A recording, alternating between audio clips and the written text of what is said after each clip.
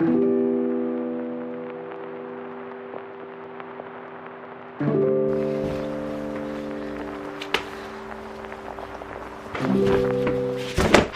friends, welcome back to my channel. Today's video I am going to be telling you about my favorite 10 books I've ever read. So I have 8 of them here. 2 of them I do not have with me. I have mostly, actually I have a good mix of fiction and historical fiction and non-fiction and biography a little bit, I guess. Okay, I think I'm just gonna get started from the top of the pile and I'll just work my way down.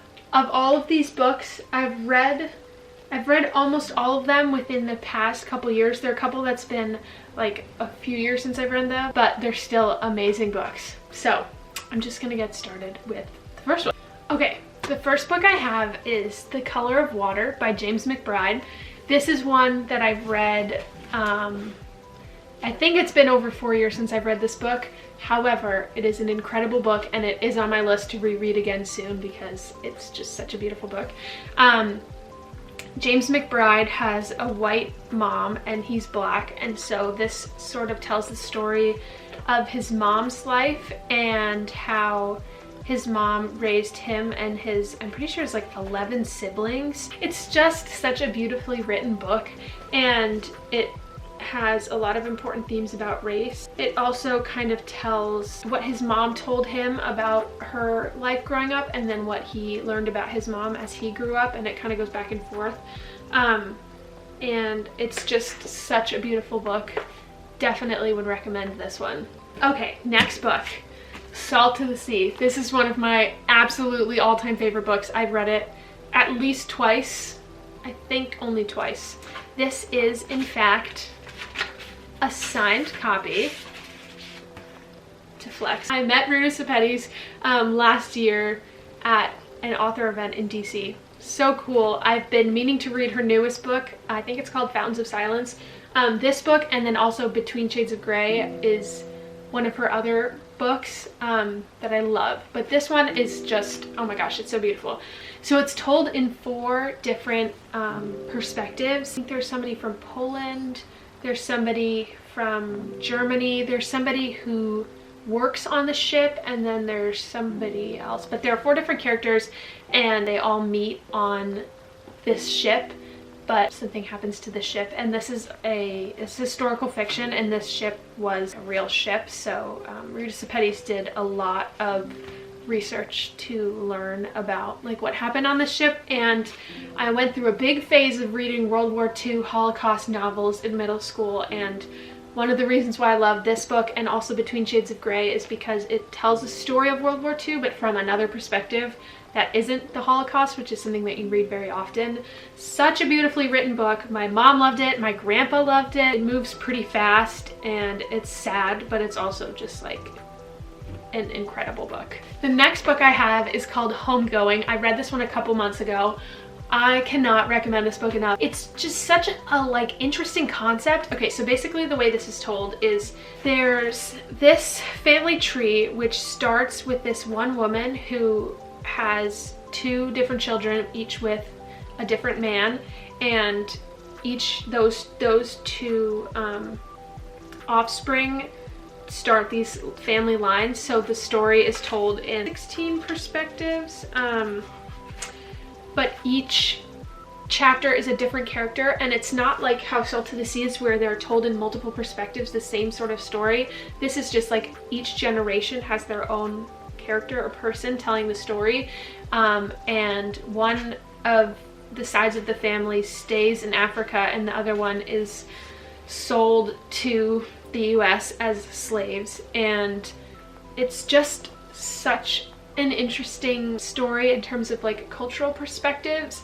of these people growing up in Africa, which is something I haven't ever read before, and then just another perspective of Black life in America. I think it goes up to like the 80s or 90s as the last person, but it's so cool because it's like one family and they're sort of realizing how they connect, and it's such a beautifully written book, and Oh my gosh, I just love this book so much. Okay, this next book is a very popular book, but it is one of the most beautifully written books I've ever read.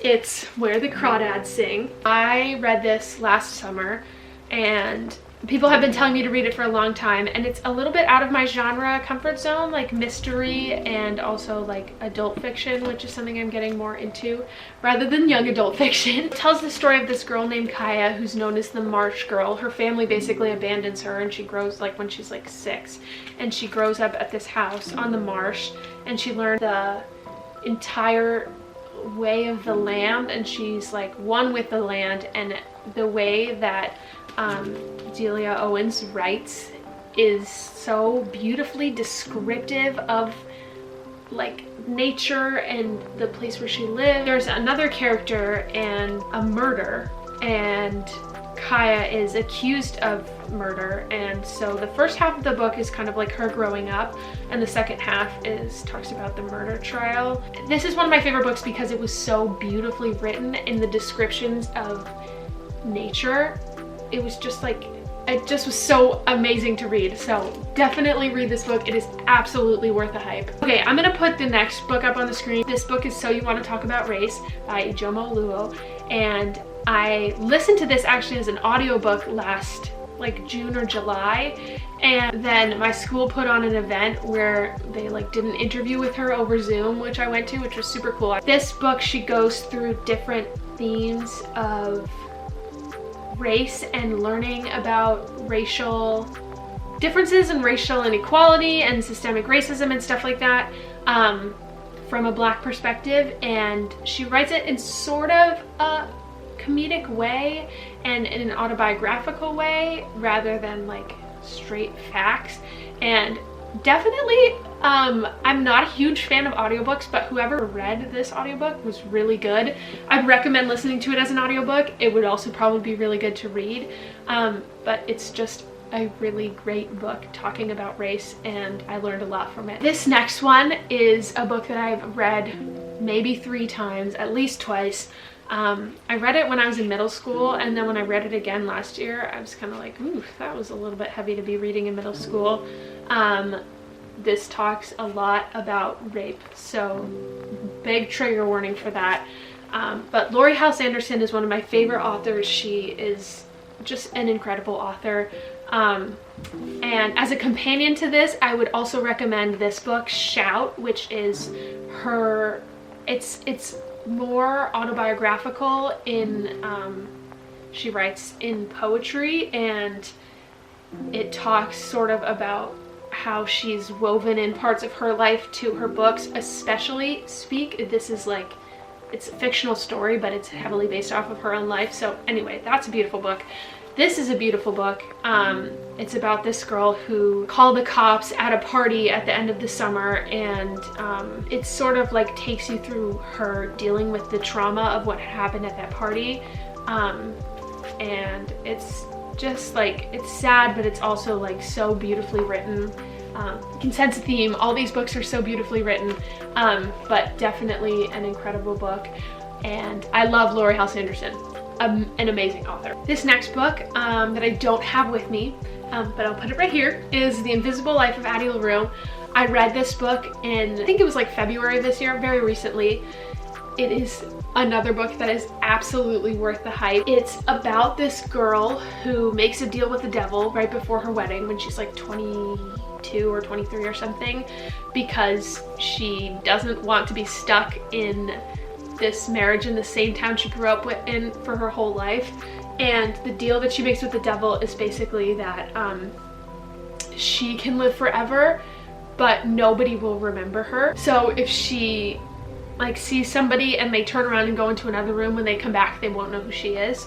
And the beginning is kind of slow, but it picks up towards the end, and it takes you through like her whole life. But it starts in like the 1700s, I guess, which is when she made this deal, and it goes in between that and like the future, and it kind of like goes back and forth until you get to the present day in New York, or present day, and tells that story. It is so sad at the beginning to watch her go through like life and nobody remembers her. but there's a fun twist, which if you read the cover, it will spoil, but it doesn't happen until like at least halfway through the book. So it's just an incredible story. My next book is Tuesdays with Mori. This is just one of my favorite books ever, and it's super special to me because my sophomore English teacher gave us copies of this book because the school was like phasing them out. They needed to get new ones because they were a little bit beat up, and we had read it in his class. One of my favorite classes I ever took in high school, so that's why this is special to me. Mitch Albom, another amazing author. I would totally recommend his other books, The 5 People You Meet in Heaven, and then there's like another one that comes after that that's also really good. This is his story of one of his professors, Mori, who was diagnosed with ALS, and Mitch like gets back in touch with him, and they have this thing where they meet up every Tuesday and they talk about life, and this is what the book is about. In the book, it has such profound ideas about life and about death, and I will be reading this again. I've already read it twice and I will definitely be reading it again. I have like quotes highlighted. It's just so beautiful, but definitely be ready to cry at the end. But Tuesdays with Mori is incredible. Read it. Read all of these books. They're all so good. Second to last book is How to Be an Anti-Racist. I've read almost every chapter in this book. There are a couple that I haven't read yet, just a couple. We had to read this for my freshman seminar class last year. The author, Dr. Kendi, who's very popular, this book became very popular after the Black Lives Matter movement started picking up again in June last year. Dr. Kendi used to be a professor at my college, and that was one of the reasons why this book was picked for our class. But the way he goes about talking about racism and anti-racism is very methodical and very interesting. So basically the way this book is set up is each chapter talks about a specific different thing. So I'll read you some examples of the chapter. There's one about biology, body, behavior, class, power, sexuality, gender, success, failure. Anyway, this chapter about class, he basically starts it off by narrowing down the definition of racism based on each category. So this one is a class racist, and then anti-racist, anti-capitalist. So it talks about like the specific section of racism within that theme, and then the specific section of anti-racism within that theme.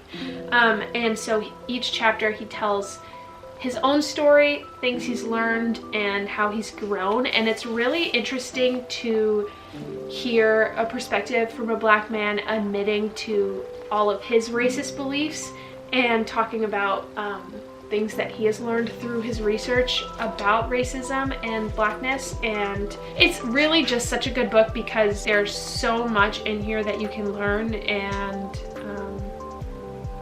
it's really perspective shifting about racism because it makes you realize like how intersectional everything is. So if you can get your hands on a copy of this, definitely read it. It is a book worth buying. The last book is The Book Thief.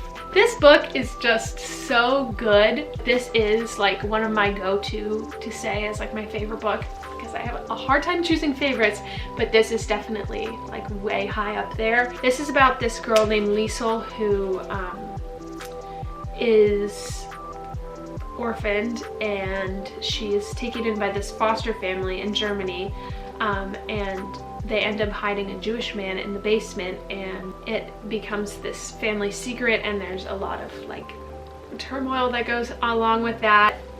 The best part about this book is it's told from the perspective of Death. Like Death is the narrator, and it's just so witty, like for like being Death. And it's such a beautiful book. It's so sad, but it's a really interesting perspective to tell the World War II story from, and yeah, just amazing. those are all my books I have to recommend to you today. If you have read any of these books, please let me know your thoughts on them in the comments. If you have any book recommendations, please let me know those in the comments as well. I would love to hear what your favorite book / favorite books are. If you enjoyed this video, give it a thumbs up. If you're new here, please make sure you subscribe. I think that's all I have to say. Thank you so much for watching, and I'll see you guys next week. Bye. Want to say hi to my puppy? Say hi to everyone. Say